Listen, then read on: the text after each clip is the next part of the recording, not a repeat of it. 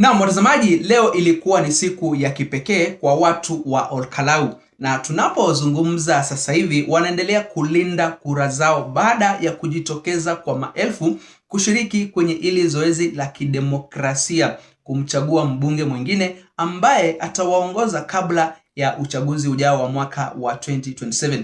Lakini wakati hawa wananchi wanafanya zoezi lao la kuchagua viongozi ambao wanawataka, unaona kuna viongozi wengine ambao sio wa kutoka Olkalau wamekuja pale Olkalau kufanya nini? Kwa sababu ni jambo ambalo limewakasirisha watu wa Olkalau, na sasa hivi kama wewe ni kiongozi kutoka nje hauruhusiwi pale. Kwa mfano, kuna baadhi ya viongozi ambao wamefika kule Olkalau siku ya leo. Kiongozi kama vile Wamuthende, kulingana na ripoti ambazo tunazipata ni kwamba Wamuthende pamoja na Eric Wamombi walikuwa wamefika kule Olkalau. How they are not registered voters wa Olkalau, wao hawapigi kura pale Olkalau, hata si wa Nyandarua County. Walikuwa wameenda kufanya nini? Wakae mbali, waache kierere, wabaki kwao, waache watu wa Olkalau wafanye maamuzi ya kuchagua viongozi ambao wanawataka. Sasa uwepo wao pale Olkalau siku ya leo umefanya kuharibu mambo zaidi, kwa sababu wamefurushwa, wakafungiwa, wakaambiwa hawatakikana hapo. Na ni ukweli watazamaji wangu, hapo hawatakikani. Kwani wamekuja kufanya nini? Hawajakuja kupiga kura. Wao sio wa kutoka kwenye lile eneo, wao ni wa kutoka hata different counties. Ni nini ambacho kimewaleta Olkalau? Unajua mambo mengine, masaibu mengine ambayo hawa viongozi wanapitia ni wao wenyewe wanajitakia, kwa sababu wanaona mahali ambapo kunaendelea kushuhudiwa hali ya wasiwasi sasa hivi. Unaona joto la kisiasa liko juu pale Olkalau. Kuna baadhi ya viongozi kutoka kwenye upande wa UDA wanadhubutu kuingia pale ground. Kama sio hizi changamoto za kufurushwa na kukua hekod wanazitafuta, ni nini lingine ambalo wanatafuta Olkalau sasa hivi? Kabla siendelea kuwafahamisha kwa kiundani kuhusiana na masaibu ambayo yamemkumba mbunge wa Mathira Mheshimiwa Eric Wamombi pamoja na Wamuthende kutoka kule Mbeere North, ningependa kukuomba uweze kulike hii video na pia usubscribe hapa BM Daily Politics, ndipo uwe kwanza kuzipata habari punde tu ninapozichapisha. Na mtazamaji, mambo yanazidi kuchemka tena zaidi kule upande wa Olkalau, na kama kuna viongozi ambao wapo tabani ni viongozi wa UDA, hasa wale viongozi ambao sio kutoka pale Nyandarua County ama pale Olkalau. Ni nini ambacho kimewaleta Olkalau leo? Hicho kipindi chote hawakuwa wanakuja Olkalau, hicho kipindi chote hawakuwa wanaonekana. Sasa hivi ni nini ambacho kinawafanya wakuje pale Olkalau? Na unajua hawa viongozi si wa kutoka kwenye lile eneo. Kwa mfano, unaona Eric Wamombi ni wa kutoka Nyeri, Wamuthende ni wa kutoka Embu. Ni nini ambacho kimewaleta hapa kwenye polling station? Kwa sababu wananchi imelazimika wafurushe hawa viongozi. Ni nini wamekileta hapa polling station? Wao wanahusiana wapi na wapi na uchaguzi wa kule Olkalau? So unaona watazamaji wangu, sasa hivi pale ground mambo sio rahisi kabisa kwa hawa viongozi wa UDA. Wananchi wamesimama, wamepiga kura, na tayari shangwe na nderemo zimeanza kufanyika. Yani wameanza kucelebrate kwa sababu wanaona Kamau Ng'ombe kutoka kwenye upande wa DCP ndio atakuwa anaibuka mshindi. Watu wa Olkalau watazamaji wangu, nimewaelezea kwamba wamejipanga, na ripoti ambazo tunazipata kutoka vituo mbalimbali vya kupiga kura pale Olkalau ni kwamba asilimia kubwa ya kura ambazo zinaendelea kupigwa sasa hivi zitamwezesha Kamau Ng'ombe aweze kushinda. Na hawa watu wako makini, kwa sababu hata wewe ukionekana ni mgeni kwenye hizi polling station na hakuna mtu ambaye anakujua ama anakuelewa, wewe huwezi ruhusiwa kupiga kura pale. Na kuna tetezi ya kwamba pia kuna mabasi ambayo yamezuiliwa mahali yalikuwa yanabeba wapigaji kura kutoka maeneo mengine kuwapeleka pale Olkalau. Ni habari ambazo naendelea kuzifuatilia kwa kiundani, jue kama kweli kuna watu wa nje ambao walikuwa wanaletwa pale Olkalau kupiga kura, ama tu ni tetezi na maoni ya watu wengine ambao wanahofia uchaguzi wa hapa huenda ukakuwa sio wa haki na usawa. Lakini mpaka sasa hivi watazamaji wangu, isipokuwa tu vuta ni kuvute kidogo ambazo zinaendelea kushuhudiwa sasa hivi, ambapo wale agents wa UDA wanaendelea kufurushwa wakionekana kutaka kuwaonga wananchi. Zoezi zima kuanzia asubuhi mpaka sasa hivi tunaona kila kitu kinaendelea vizuri. Everything is moving on smoothly. Hakuna fujo, hakuna ghasia, isipokuwa lile kundi la wale armed goons ambao inasemekana ni maofisa wa polisi wamejifunika nyuso zao. Wamemkamata mmoja ya maagent wa wa DCP sasa hivi wameweza kutoweka na yeye, na wananchi wanaendelea kutulia waone vile hali itakuwa, kwa sababu wananchi hawataki fujo. Kama kuna eneo ambalo limetulia, watazamaji wangu, ni hili la Olkalau.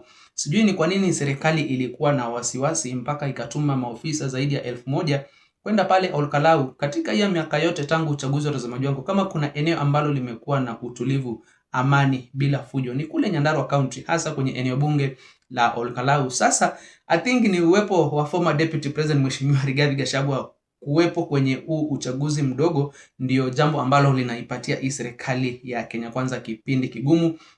Inashindwa itamdhibiti vipi huyu Rigathi Gachagua, kwa sababu dalili zipo kabisa ya kwamba hapa ni ngome kubwa za DCP. Hapa ni Rigathi Gachagua, hapa ni opposition. Na sasa serikali ndio unaona inajaribu kutumia hizi njia zote, mpaka wabunge wengine wanatumwa pale ground. Sasa wanakuja kufanya nini?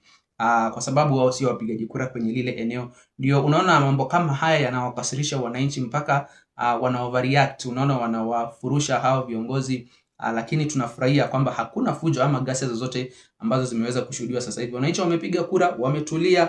Sasa ni kusubiri matokeo, watazamaji wangu, na nataka niwapeleke pale ground muweze kujionea vile hali ilivyo sasa hivi, huku viongozi mbalimbali kutoka pale Olkalau wakiendelea kushiriki kwenye ili zoezi la upigaji kura. Pia tunapata ripoti ya kwamba gavana wa Nyandarua County ameweza kufika siku leo, amepiga kura yake na akaweza kuondoka kama vile ambavyo ilikuwa imepangwa. Viongozi wakipiga kura waondoke, usiingie pale na gari, hakuna gari ambalo linaruhusiwa. Hizo ni simple rules ambazo IBC ilisema na wananchi wanazichukulia very very serious. Mbona ukuje kuingiza gari lako pale? Ni nini hicho ambacho unapeleka hapo ndani? Kwa nini uwezi acha gari lako nje ya gate na uingie upige kura kama watu wale wengine? Hapo ndio wananchi wanazozana na baadhi ya viongozi ambao wanataka kuingia pale kwa nguvu. Wananchi wenyewe wameamua kujilindia kura zao, hata kama maofisa wa polisi wako pale, lakini wananchi wako very very vigilant. Wanataka kuangalia kura zao zisije zikaibiwa, ama kisa chochote cha wizi wa kura kisije kikatokea siku ya leo. Mpaka ukipatikana wewe unataka kuwapatia wananchi pesa, watu wanapiga nduru, wanakuitania. Hebu niambie kama leo itaweza kufaulu kweli kura kuibika hapa, ama watu kununuliwa kura zao? Haitawezekana. Wewe ukionekana unapeana pesa kwa mtu mmoja, wamama wanaanza kupiga nduru, wanaume wanakuja hapo, wanakufurusha, unaondolewa. Hivyo ndivyo hali ilivyo sasa hivi pale Olkalau. UDA ilifikiria kwamba inaweza kutumia pesa, lakini watu wa Olkalau hawana pesa tena. Umefika wakati wananchi wanataka viongozi bora, sio bora tu kiongozi. Unajua bora kiongozi ndio unaona ananunuliwa na hizi pesa kidogo kidogo, hivyo ndio kura zinanunuliwa. Huyo ni bora tu kiongozi, lakini wakati umefika wananchi wanataka viongozi bora. Tunataka kiongozi ambaye atakuja kutuongoza kwa njia ambazo zinafaa, atakuja kutuletea maendeleo, atakuja kutetea wananchi, atakuja kusikiza ground. Kiongozi ambaye hataenda kupotelea kule kwa serikali alafu wananchi waanze kuhangaika. Kwa kweli lazima kama kuna kiongozi wa kupigiwa makofi na kupewa shukran, ni seneta wa Nyandarua County Mheshimiwa Medhu, ambaye amesimama kuanzia dakika ya mwanzo mpaka mwisho wa kampeni kule Olkalau, akiendelea kupiga kampeni zake, na ni kampeni ambazo hata hazija kuwa expensive. Hatuja kuweza kuona pesa zikimwagwa kwenye upande wa DCP. Hatujaona hizo maendeleo ya mabilioni ya pesa yakifanywa na DCP, kwa sababu siasa zao zilikuwa genuine. Wanataka kiongozi ambaye ni genuine, sio kiongozi wa kutumia njia za mkato. Hebu jione vile hali ilivyo sasa hivi pale ground za maji wangu. Na tunapozungumza usisahau ya kwamba hawa wabunge wawili wameweza kufurushwa kutoka kule Olkalau, hawatakikani. Hata kama wako pale Olkalau, lakini hawako kwenye vituo vya kupiga kura, wako maeneo mengine mbali kabisa. Kabla sijakuwekea video kuonyesha vile hali ilivyo sasa hivi kule Olkalau, ningependa kukumbusha tena ujunge nami hapa BM Daily Politics kwa kusubscribe, na pia uweze kulike, kushare na comment, ndipo ujumbe ama hizo habari zetu ziweze kuwa recommended kwa watazamaji wengi zaidi. Wenda. Ninyi ondokeni hapa.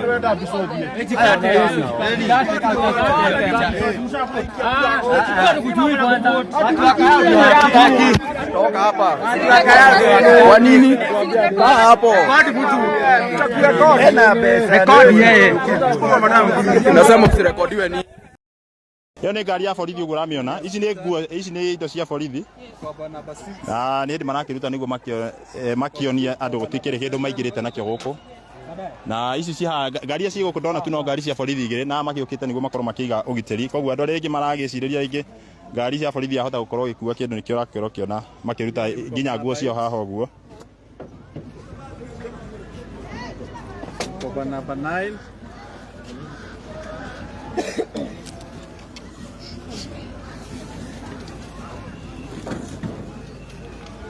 namba 9 zote zina confirm tu ni maguo ziko. Toka hizo mabidi wanini wachukue kamera zao kwa sababu wanachukua. Waone. Hiyo ni namba 9 na bado ni nguo tu zinatoka. Ngoza polisi. Ni ile tu mimi. Sisi hata tuna avoid karatasi lakini hapa ni maguo tu zinatoka. Anamwaga kwa nini? Huyo mwenye anamwaga. Lazima kama kabisa. Haya tuko namba 10 sasa. Bag namba 10 yote ni nguo, hakuna kitu kama karatasi tumeconfirm. Utakuwa dakoro kikumenya limwe wa Paxson TV. Shini maafisa polisi. Na mtazamaji, hivyo ndivyo hali ilivyo sasa hivi pale ground, na wakati umefika watu wa Olkalau wamesema enough is enough. Hawatakubali corruption hapa Olkalau, hawatakubali ununuzi wa kura, hawatakubali mambo ya watu kununuliwa ID zao, hawatakubali kisa chochote cha voter bribery hapa Olkalau. Hilo ndio zoezi ambalo linaendelea sasa hivi. Yani hata pale Olkalau kuna amani. Yani hata DCP haina wasiwasi kwa sababu inajua ground ni one term, inajua DCP ndio kusema, na kwa hivyo sijui mambo yatakuwa vipi endapo matokeo ya jioni ya leo yatakuwa kinyume na matarajio ya watu wa DCP, kwa sababu kwa kweli ukiangalia ground sasa hivi unaona kweli watu wanampenda Kamau Ng'otho. Wako na matumaini makubwa ya kwamba yeye ndio atakuja kushinda kwenye huo uchaguzi mdogo. Je, endapo atashindwa ama sio yeye atatangazwa mshindi, watu wa Olkalau watakubali kweli? Kwa sababu wao wanajua vile ambavyo walipiga kura, watakubali hayo matokeo? Kwa sababu hata ukiangalia zile figures za nomination za UDA ambazo ilikuwa ni 3,000, figures za nomination za DCP zilikuwa ni 12,000. Unaona hiyo margin ni kubwa sana. Hakuna vile ambavyo sasa hivi eti UDA itakuja kushinda na kura mingi zaidi kumshinda Kamau Ng'otho ambaye alichaguliwa kwenye nomination na ushindi mkubwa. Lakini hizi ni siasa, lolote linaweza kutendeka. Pengine hapo katikati wakati wa campaign mambo yaliweza kubadilika, wananchi wakabadilisha mioyo yao, wakaamua kumsupport Mchina, lakini hatuoni kama iliweza kufanyika hivyo. Bado Kamau Ng'otho DCP ndio kusema, na hivyo ndio tunatarajia mambo yatakuwa jioni ya leo. Na kwa hapo watazamaji, lakini sijui wewe mkaaji kutoka pale Olkalau hali iko namna gani sasa hivi? Je, zoezi la upigaji kura linaendelea kwa njia ambayo ni amani na utulivu, ama bado kuna hali ya wasiwasi ambayo inaendelea kushuhudiwa kwenye vituo mbalimbali? Niache maoni yako hapo kwenye eneo la comment mtazamaji wangu, na kabla sijatabatisha ningependa kukumbusha tena ujiunge nami hapa BM Daily Politics kwa kusubscribe, na pia uweze kulike, kushare na comment, ndipo so ujumbe ama hizo habari zetu ziweze kuwa recommended kwa watazamaji wengi zaidi. Msenda bado watazamaji, nitakuwa narejea vipunde na habari zaidi za kufahamu.